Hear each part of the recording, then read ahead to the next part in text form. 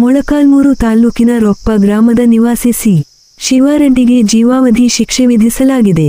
ಮದ್ಯಪಾನಕ್ಕೆ ಹಣ ನೀಡಲಿಲ್ಲವೆಂದು ತನ್ನ ತಾಯಿ ಅಂಜಿನಮ್ಮ ಅವರನ್ನು ಚಾಕುವಿನಿಂದ ಇರಿದು ಕೊಂದ ಪ್ರಕರಣದಲ್ಲಿ ಇಲ್ಲಿನ ಅಪರ ಜಿಲ್ಲಾ ಮತ್ತು ಸತ್ರ ನ್ಯಾಯಾಲಯ ತೀರ್ಪು ನೀಡಿದೆ.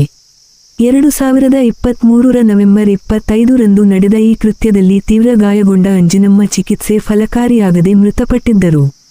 ಪ್ರಕರಣವನ್ನು ಸಿಪಿಐ ವಸಂತ ವಿ.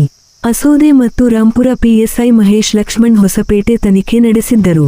ನ್ಯಾಯಾಧೀಶರಾದ ಶ್ರೀ ವೀರಣ್ಣ ಸೋಮಶೇಖರ ಅವರು ಐಪಿಸಿ 302 ರಡಿ ದೋಷಿ ಎಂದು ತೀರ್ಮಾನಿಸಿ ಜೀವಾವಧಿ ಶಿಕ್ಷೆ ಹಾಗೂ ದಂಡ ವಿಧಿಸಿದ್ದಾರೆ.